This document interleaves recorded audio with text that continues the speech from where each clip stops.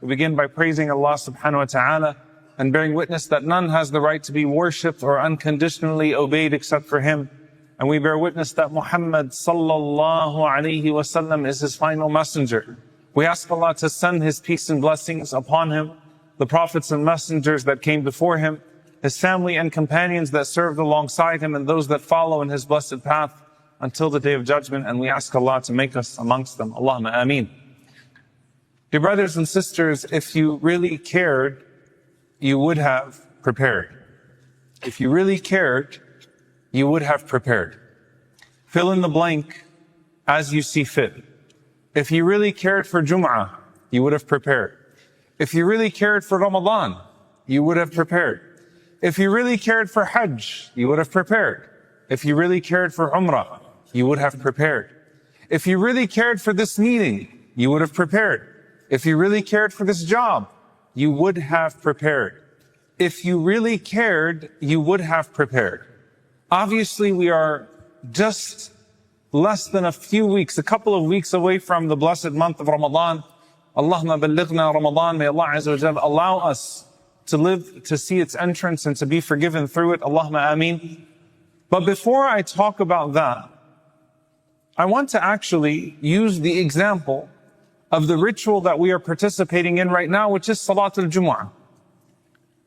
There are those who will miss Salatul Jumu'ah altogether today somewhere in the world. Maybe here and in other places. Why? Because they stayed up all last night.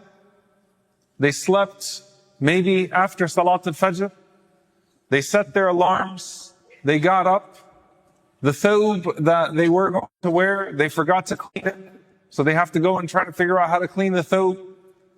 They forgot to arrange for themselves a ride or whatever it may be.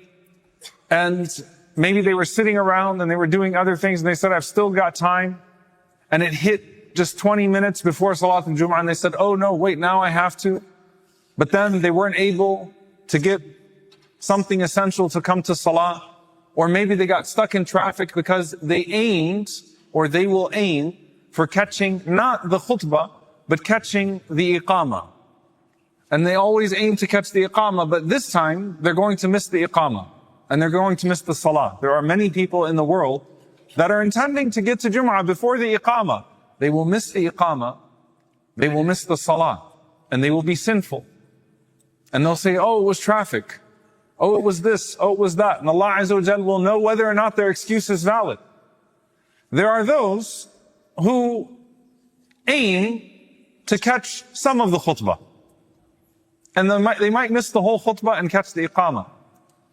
There are those who always play with the time that the imam says Salamu Alaikum because they time themselves to get to the salah right when the imam stands on the minbar to say Assalamu Alaikum. And if they're 1 minute off their usual routine, they miss the imam saying Salamu Alaikum, so they miss the adhan. So what did the Prophet ﷺ say? We're not talking about sinfulness here. The angels have their roll book in front of the masjid. They're taking the names of all those that are entering in. Once the imam stands on the minbar to say Assalamu Alaikum, the roll book closes. And if that makes those of you that came late feel bad, I'm sorry, but I'm not sorry. The roll book closes. You missed your name in the scroll of the angels, of those who would be forgiven for the week. Okay, pay attention to this hadith now. There are those that not only make sure that they are here on time for the adhan, but they also engage in the sunan before the adhan.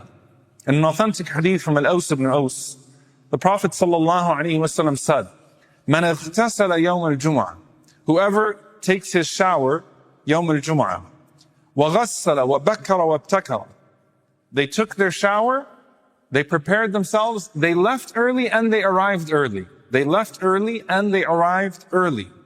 وَدَنَا وَاسْتَمَعَ وَأَنصَتَ, and they came close and they listened and they were quiet. They came close to the imam, they listened and they were quiet. كَانَ لَهُ بِكُلِّ خَطْوَةٍ يَخْطُوهَا أَجْرُ سَنَةٍ صِيَامُهَا وَقِيَامُهَا. Every step that they took to the masjid, Allah Azza wa Jal writes for them a year of siyam, of fasting, a year of qiyamul layl. How many steps did you take to get to the masjid today? Taqabbal Allah, may Allah Azza wa Jal accept from each and every single one of you who followed the sunnah. Allahumma ameen. 20, 30 steps, you have step trackers, right? Did I take 300 steps, 400 steps from my house to the car to the masjid? How many steps? Calculate that by years of qiyam, years of siyam. We're not talking about Laylatul Qadri khayru min alfi shahr. I'm saying that there are some people that get 1,000 years of qiyam every time they come to Salatul Jumu'ah, before the khutbah even starts, for things they did before the khutbah even started. Why? Because they prepared. And if you cared, if you really cared, you would have prepared. And I want us to use this analogy of Jumu'ah to Ramadan and to everything else. When you go to Hajj and Umrah, you have people that don't know the dua of entering into the masjid. And they're doing Umrah. And they're asking the most basic questions about tawaf and ihram. Come out in their ihram, and they're wearing something that so obviously, violates the ihram. Coming out, mashallah, in their sneakers and, wearing, put some cologne, some perfume on their ihram, came to Mecca, took a shower, perfume, did some basic things. Some people that shave. I'm not talking about ignorance. I'm talking about someone that just didn't bother to attend a lecture before Umrah or read a book before Umrah. Shave their beard in ihram so that they can look fresh when they enter into the haram. What do I say now? It's tawaf. What do I say now? It's sa'i. I'm not mocking this, by the way. I'm saying, if we were the ones that were accounting for that Umrah or Hajj, and as a murshid, I'm like, didn't you bother to read a book? This is a journey that's more important than any other journey in your life. Didn't you bother to listen to the lecture that we gave you about how to prepare for ihram? All right, one forgetful moment, you got shocked, something happened, you got overwhelmed, but I didn't know? Is that really a valid excuse for you at that point? Ramadan comes. The bare minimum, the bare basic. Analogize this example of Jumu'ah to everything else. There are some people that will be forgiven before Ramadan even starts. Shahrul Maghfirah, Shahrul Rahmah, the month of forgiveness and mercy. There are some people that will be forgiven before it even starts. Because when that hilal is seen, that person would have already met Allah Azza wa Jal with an earnest heart. Allahumma ballighna Ramadan. Already repenting for sins that they know they shouldn't have been committing. Already have a schedule that's cleared out for Ramadan. Already accounting for all types of things. What are the equivalent of the footsteps to Jum'ah when it comes to Ramadan? What are the footsteps to Ramadan? What is the khatwa to Ramadan? What is the khatwa to Hajj? What is the khatwa to Umrah? What are the things that you did before that are a proof? Because in the sight of Allah subhanahu wa ta'ala, preparation is a proof. Preparation is a proof that you care. By the way, even with our own relationships, if you have a job interview and someone is coming to the job interview and they forgot some of the most essential things, they showed up 5 minutes late to the job interview, in your mind, you're not taking this job seriously. You don't really care about this job. You're not really trying to prepare. If you have an important meeting on the calendar, but then you show up 10 minutes late on Zoom in your bed and you say, wait, that means that my meeting was not a priority to you. Preparation is proof. If you cared, you would have prepared. Listen to what Allah subhanahu wa ta'ala says about the hypocrites in Tabuk. You remember in Tabuk, people came to the Prophet ﷺ and they put forth all sorts of excuses. Ya Rasulullah, this happened. Ya Rasulullah, this happened. Ya Rasulullah, this happened. Sallallahu alayhi wasallam. And the Prophet ﷺ was accepting their excuses, whatever. I got late with this, I got late with this, I got late with that. Allah subhanahu wa ta'ala says, وَلَوْ أَرَادُوا الْخُرُوجَ لَأَعَدُّوا لَهُ عُدَّةً. Had they actually wanted to go with you, they would have prepared for it properly. If they cared, they would have prepared. If they actually wanted to go with you, لَأَعَدُّوا لَهُ عُدَّةً. But then here's the scary part of the ayah. وَلَكِنْ كَرِهَ اللَّهُ بِعَاثَهُمْ فَثَبَّطَهُمْ قِيلَ اقْعُدُوا مَعَ الْقَاعِدِينَ. But Allah hated that they would go with you. So Allah held them back and said, sit back with those who sit back. Wait a minute. It's my excuse. كَرِهَ اللَّهُ بِعَاثَهُمْ. Allah did not want you with me? What is this talking about? You see, in our relationship with Allah subhanahu wa ta'ala, with His mercy, every single person who enters into Jannah will enter Allah subhanahu wa ta'ala, not by his amal, but by His rahmah. Right? Not by his actions, but by the rahmah of Allah subhanahu wa ta'ala. Hatta anta ya Rasulullah, hatta ana. Even the Prophet sallallahu alaihi wasallam, even the Messenger of Allah subhanahu wa ta'ala, illa an yataghammadani Allahu bi rahmatihi, until Allah subhanahu wa ta'ala envelopes me in His mercy. No one enters Jannah by their a'mal, by their actions. But what is the proof that you want Allah Azza wa Jalla's mercy? It's your a'mal. Your actions are your preparation. That I prepared for the meeting, I know it's only your mercy that's going to get me into Jannah, but my actions are a proof that I seek to be worthy for your mercy. And what Allah Azza wa Jalla was saying about these people in Tabuk, said, oh, I got busy with the garden. Oh, I got busy, I couldn't find the clothes. Oh, I got busy, my camel, my horse wasn't ready. لو أرادوا الخروج لعدوا له عدة. They would have prepared for it properly. I was trying to think to myself, who is the opposite of the hypocrites of Tabuk? Who just made excuses. And by the way, in the hadith of Ka'b ibn Malik radiallahu ta'ala anhu, and he's not a munafiq. Ka'b ibn Malik radiallahu ta'ala anhu is a beautiful companion, and he's someone who is beloved to Allah subhanahu wa ta'ala, and that's why he went through such a grueling episode of his tawbah to be made worthy of the rank that Allah Azza wa Jalla wrote for him. It's a beautiful story of tawbah. But Ka'b ibn Malik, radiallahu ta'ala anhu, he's got, kept pushing things off, procrastination, delaying. So his behavior resembled the people that he was not of. He looked around in Medina, he said, it's a bunch of munafiqeen here. His behavior in that moment resembled them. So I'm not saying that everyone who isn't preparing for Ramadan is a munafiq. I'm saying that we look at behavior and what our behavior resembles, and then we scrutinize our behavior. So I was thinking to myself, who is the opposite of the munafiqeen in Tabuk, who some of them said, they were dragging their feet. Okay, fine. When it's time, we'll get ready. All right, now the Prophet ﷺ said, go. Oh, my camel's not ready. Horse is not ready. The garden still needs some tending to. I got to take care of this family affair. Who's the opposite? You know who's the opposite of that? Abu Bakr as-Siddiq radiallahu ta'ala anhu. Not in Tabuk, not in jihad, in hijrah. When he kept 2 camels tied in his backyard, ready to go, and was going and giving them all of their fodder, all of their milk and nutrition, taking care of them, tending to them, in case the Prophet sallallahu alaihi wasallam might come to his house and tell him to go with him on hijrah. That's the opposite. Just in case, I've got 2 camels that I'm taking care of every single day, so that maybe the Prophet sallallahu alaihi wasallam would take me as his companion on hijrah. The Prophet sallallahu alaihi wasallam did not tell him that he would. And if the Prophet sallallahu alaihi wasallam did not go to his house and tell him that he's going to be with him, then we might not have ever gotten that documented. But وَنَكْتُبُ مَا قَدَّمُوا وَآثَارُهُمْ كُلُّ شَيْءٍ أَحْصَيْنَاهُ فِي إِمَامٍ مُبِينٍ. Allah Azza wa Jalla would have written it down regardless. Whether it happened or didn't happen, Allah Azza wa Jalla would have written the preparation of Abu Bakr radiallahu anhu and the tending to those camels the entire time. And so when the Prophet ﷺ shows up to his house, As-suhba ya Rasulullah, As-suhba ya Rasulullah, is it real? Is it real, the companionship? He starts to cry. That person who doesn't even take getting to Ramadan for granted, who doesn't even know, who truly, who doesn't hear the reminder that you might not live to see the first day of Ramadan as just like, we know, the Imam says that every year.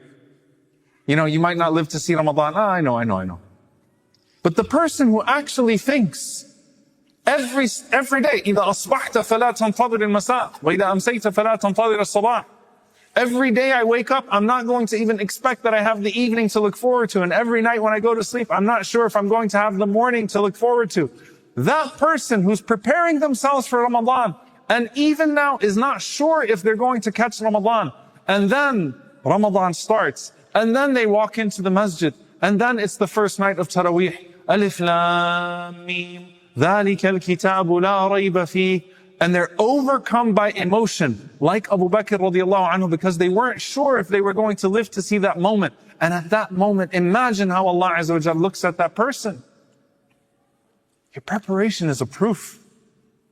If you really cared, you would have prepared for it. You would have cleaned up the house for this noble guest. You would have made time in your schedule for this noble guest. You would have accounted for certain things. You would have removed the baggage. You would have removed the luggage that's unnecessary. Here's what I want you to think about, dear brothers and sisters, because multiple amthal of the Prophet ﷺ, multiple parables of the Messenger of Allah ﷺ speak to us on a journey. We're on a journey to Allah Azza wa Jal. Kun fi dunya ka'annaka gharib aw 'abiru sabil.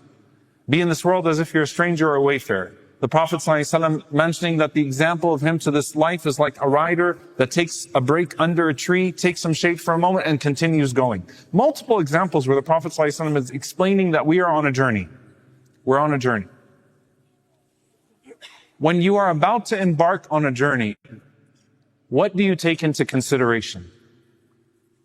The very first thing that you take into consideration is finishing what is necessary so that you can embark on the journey. It's the first thing you take into consideration. Have you done everything that needs to be done to set yourself up for the journey? Did you prepare for the journey in the sense of getting rid of whatever it may be? And that's why the Prophet ﷺ taught us that when you need to relieve yourself, or when you have some sort of hajah that you need to get it done before the salah. Don't come running to the salah and not having done those things. Do it and finish yourself so that you can come to the salah clear-minded, clear-hearted. So let me get done my work. Let me get done whatever I need to before this actually happens. In the sense of Ramadan, the journey of Ramadan, that refers to two things: sins and distractions. Let me get rid of the sins. Let me shut the sins that I need to shut. I need to shut this file with Allah Azza wa Jal. Some of you are waiting for Ramadan to make tawbah to Allah subhanahu wa ta'ala. Do you know how disingenuous and insincere? If Allah Azza wa Jal takes your life today, and Allah Azza wa Jal raises you before Him and says, why are you doing this sin? Ya Rabb, it was Sha'ban. I thought Ramadan was around the corner. What are you saying to Allah subhanahu wa ta'ala? No, you quit the sin now, not when Ramadan starts. So shut the files of the sins, shut the files of the distractions. The second thing that the scholars mention, the provisions for the journey. Ma'ad, what are the things that you're taking with you for the journey? What are you going to have with you in Ramadan that's going to propel you ahead bidnillahi ta'ala? Do you have the Quran, its space? Do you have the Mus'haf? Do you have the plans? Do you have the provisions that are necessary for the journey to go along? Number 3 is time. Leaving early. Making sure that you're following along. Allah Azza wa Jal gave us a divine prescription. He gave us a divine prescription. You have an Ashr al-Awakhir. You have to build yourself up in these 20 days for the last 10 nights. And every single night of Ramadan, Allah Azza wa Jal has utaqa, people that He frees from hellfire. So I'm going to look for every single night as the potential night that I'm freed for hellfire, and going to build myself gradually through the first 20 days until the last 10. There's no middle dip. Allah Azza wa Jal did not give us the middle dip. We have 20 days on an incline, and then the last 10 on a super incline. So you made the time for it. Your preparation is a proof that you cared. Dear brothers and sisters, I know some of you might be thinking, what's the point of this khutbah now? This khutbah should have been given some time ago. If you really cared, you would have prepared. You know, it's only a few days left. And I want to come back to the Jum'ah example. Hadith of Abu Hurairah radiallahu ta'ala anhu, which is also authentic, that the Prophet sallallahu alayhi wa sallam said, من اغتسل يوم الجمعة غسل الجنابة ثم راح فكأنما قرب بدنا. The Prophet sallallahu alayhi wa sallam said, whoever performs ghusl from janaba on Friday and then goes to the masjid, فكأنما قرب بدنا, it's as if he sacrificed a camel for the sake of Allah subhanahu wa ta'ala. Then he said, وَمَنْ رَاحَ فِي السَّاعَةِ الثَّانِيَةِ فَكَأَنَّمَا قَرَّبَ بَقَرَةً. And whoever goes in the second hour, it's as if he has sacrificed a cow. And then he said, sallallahu alayhi wa sallam, وَمَنْ رَاحَ فِي السَّاعَةِ الثَّالِثَةِ فَكَأَنَّمَا قَرَّبَ كَبْشًا. Whoever goes in the third hour, we're talking about from the morning to Jum'ah. Some of you like, Jum'ah is 3 hours? No. From the morning until Salat al-Jum'ah, you're already anticipating Khutbat al-Jum'ah and Salat al-Jum'ah. So the one who came the earliest hour, and then now the second hour, and now the third hour, it's as if he sacrificed a ram. And then he said, وَمَنْ رَاحَ فِي السَّاعَةِ الرَّابِعَةِ فَكَأَنَّمَا قَرَّبَ دَجَاجًا. And whoever comes in the fourth hour, it's as if he sacrificed a chicken. Then he said, sallallahu alayhi wa sallam, وَمَنْ رَاحَ فِي السَّاعَةِ الْخَامِسَةِ فَكَأَنَّمَا قَرَّبَ بَيْضًا. And whoever comes in the fifth hour, it's as if he sacrificed an egg. Then he said, sallallahu alayhi wa sallam, فَإِذَا خَرَجَ الْإِمَامِ حَضَرَتِ الْمَلَائِكَةُ يَسْتَمِعُونَ الذِّكْرِ. Then once the imam comes out, then the angels put away their books and they listen to the reminder. These days, because of the standards, by the way, مَنْ قَرَّبَ بَيْضًا, whoever puts forth an egg is like Sahabi. Right? If you came 10, 20, 30 minutes before Salat al-Jum'ah. But why do I give you this hadith as we get ready for Ramadan bi'idhnillahi ta'ala? Listen very carefully. The one who prepares for Ramadan 2 weeks in advance is better than the one who prepares for Ramadan 1 week in advance. And the one who prepares for Ramadan 1 week in advance is better than someone who prepares for Ramadan 2 days in advance. And the one who prepares for it 2 days in advance is better than the one who gets ready the day before. And all of them are better than the one who thinks that he can somehow stumble into Ramadan and achieve excellence. It doesn't work that way. So yes, the period of those who worship throughout the month of Sha'ban, over half of Sha'ban is gone now. The standard of the Sahaba who anticipated Ramadan for 6 months, that's gone. But with what remains, if you haven't sacrificed a camel yet, sacrifice a ram. If you haven't sacrificed a ram, sacrifice a cow, sacrifice a ram. If you haven't sacrificed a ram, sacrifice a chicken. If you haven't sacrificed a chicken, at least now is the time, sacrifice an egg. We're in a Sa'at al-Khamisa. We're in the 5th hour according to this hadith for Jum'ah when it comes to Ramadan. At least be amongst those who sacrifice that egg. May Allah subhanahu wa ta'ala accept our sacrifice. May Allah azza wa jal inspire us towards preparation. I want to leave you with this last thought because I have to. فَثَبَّطَهُمْ. Allah held them back because they weren't worthy of Tabuk. When you saw these people, ثَبَّطَهُمْ, you didn't see them with chains on their legs. It's not like the Prophet ﷺ put them in a prison. ثَبَّطَهُمْ, he held them back with all of their distractions. ثَبَّطَهُمْ, what does that look like for you? If you're being held back. And this is why the most frequent dua of the Prophet ﷺ, Ya muqallib al-qulub, thabbit qalbi ala dinik. O turner of hearts, turn my heart, keep my heart firm on your path. This is why, Allahumma a'inni ala dhikrika wa shukrika wa husni ibadatik. You're asking Allah Azza wa Jal to enable you, because only Allah can enable the heart. And as long as you show Allah that you want to be worthy, He will make you worthy. May Allah make us worthy.